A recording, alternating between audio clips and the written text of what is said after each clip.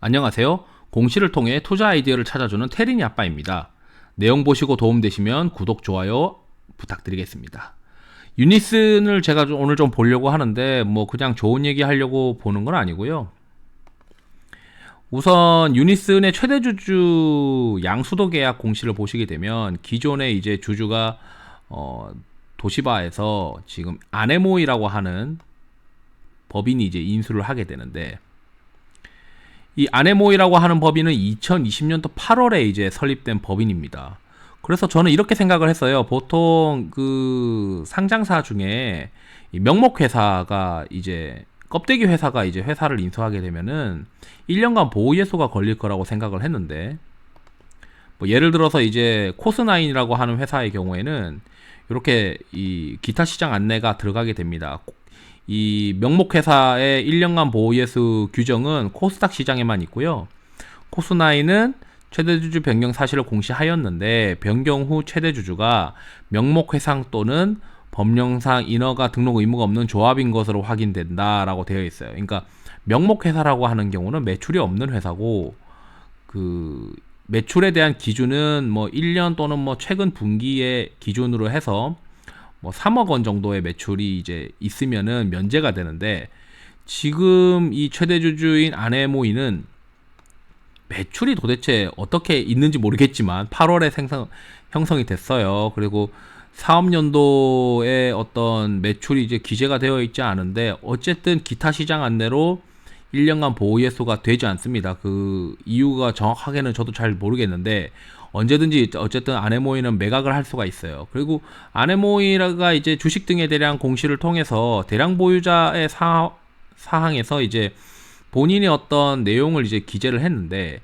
소속 회사가 그 BTS 제1호 투자회사, 그러니까 뭐 임나이라고 하는 사람이 이걸 작성을 하신 것 같고, 아네모이에는 이제 최대 주주다라고 되어 있는데, 이 아네모이와 그 보고자의 최대 주주가 법인인 경우, 그러니까 아네모이가 법인이니까 그 법인의 대표자가 누구냐라고 나와 있는데, 그 법인의 대표자가 사실 4.95%밖에 되지 않는 삼천리 자산운용 주식회사가 최대 출자자라고 되어 있어요.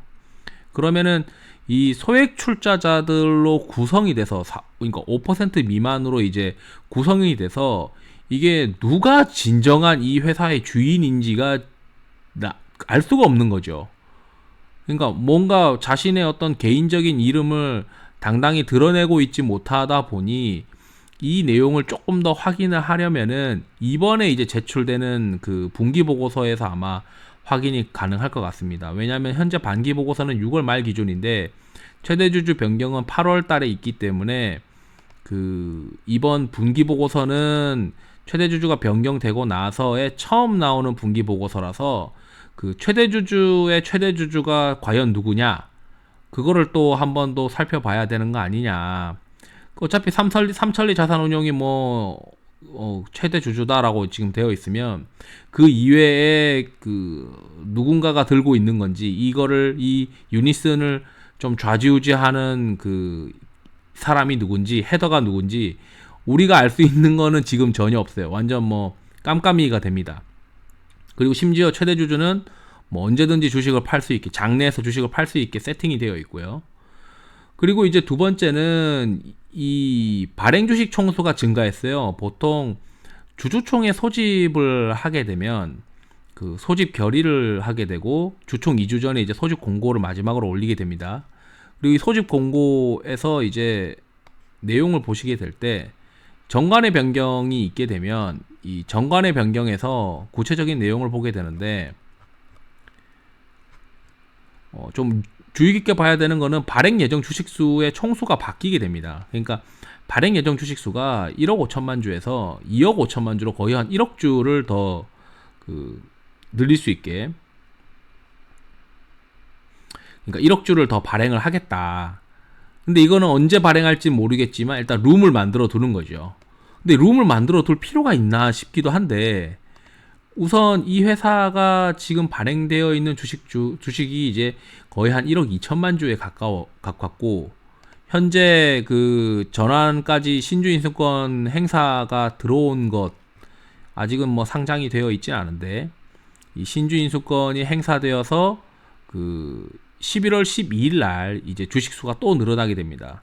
그 주식수가 늘어나는 주식수가 이제 120만 주이고 아직도 잔액이 이제 한 170만 주 남아 있으니까 실제 이제 주식이 한 1억 2천만 주가 되다 보니 한 3천만 주 정도만 더 발행이 가능하고 추가 발행을 하기 위해서는 이제 그 정관을 변경을 해야 되는 거죠. 그래서 최대 주주가 이번 처음 임시주총에서 소집 결의를 하면서 그 정관 변경을 했는데 이제 총 발행 가능한 주식수를 늘렸다는 거는 더 발행할 가능성이 높다. 결국 이제 이거는 희석 요인이 될 가능성이 높은데 뭐 회사가 이제 뭐 오늘 내일 하는 뭐 어려운 회사인 경우에는 이 증자를 통해서 자금이 조달이 되면 회사가 오랫동안 이제 살아갈 수 있는 어떤 원동력이 될 수 있으니까 오히려 호재이긴 한데 지금 현재 이 회사의 어떤 PBR 밸류에이션 이 회사가 잘 될 거라고 보이지 않는 무형자산의 어떤 밸류에이션이 역사적 상단급으로 되어 있어요.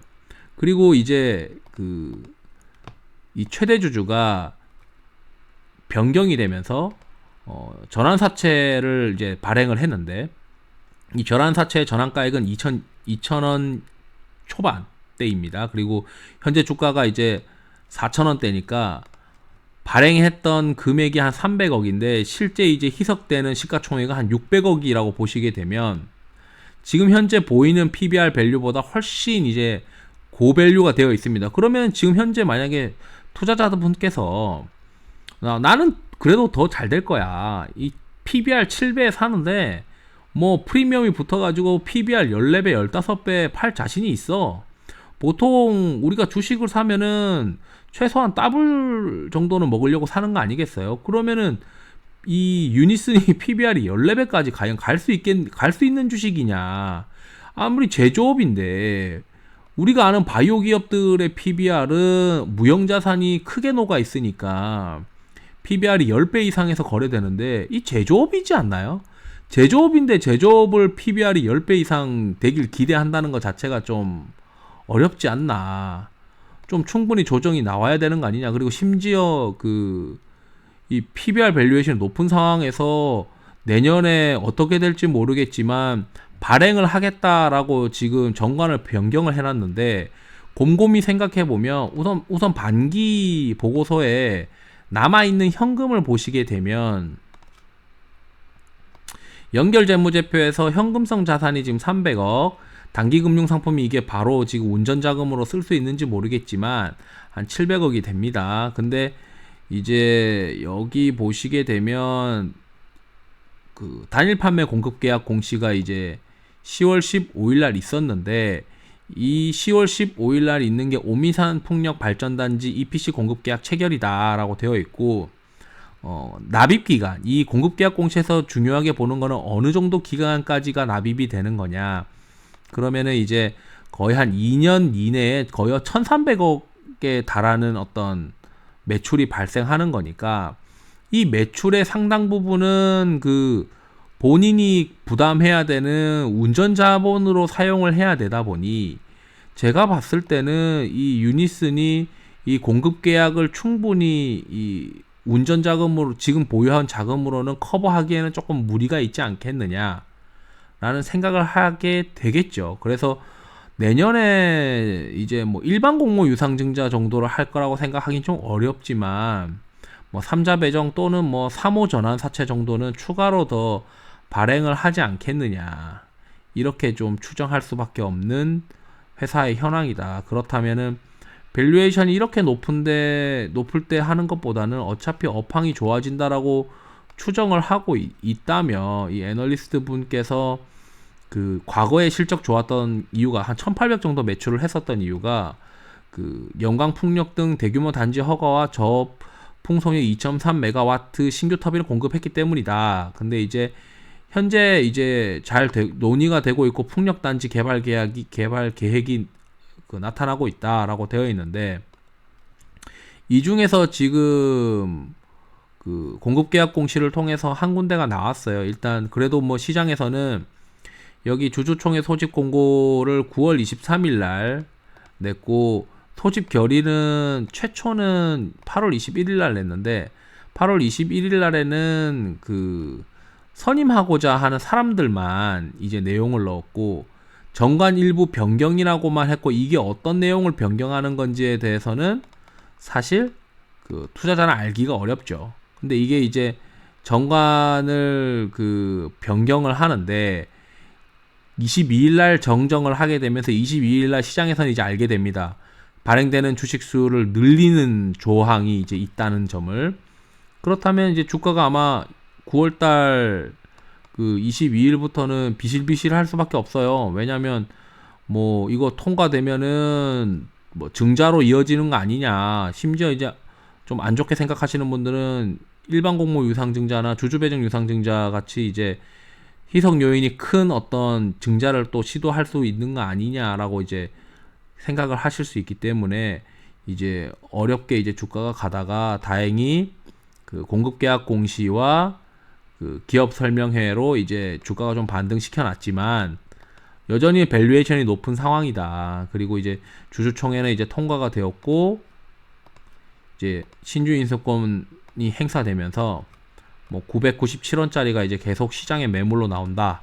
뭐 이거는 이제 997원짜리는 어느 정도 이제 거의 다 나왔기 때문에 뭐 시장에 영향을 미치는 거는 제한적인데 이 단일 판매 공급 계약 공시가 더 나와서 내년 실적이 더 개선될 수 있는 어떤 여지가 없다면 여지를 좀 보여주지 못한다면 이 밸류에이션이 과연 계속 지속적으로 버틸 수 있겠느냐. 그리고 심지어 그 주식을 더 발행할 수 있는 발행 리스크가 지금 잠재되어 있다 보니까 이 높은 밸류에이션이 계속 지속될 수 있는 가능성이 좀 제한적이지 않겠느냐. 이렇게 이제 해석을 할 수밖에 없지 않나. 개인적으로 이렇게 생각을 하고 있습니다. 뭐 도움 되셨다면 보시고요. 뭐 제 생각이 틀릴 수도 있기 때문에 참고로 하시면 될 것 같습니다. 네, 감사합니다.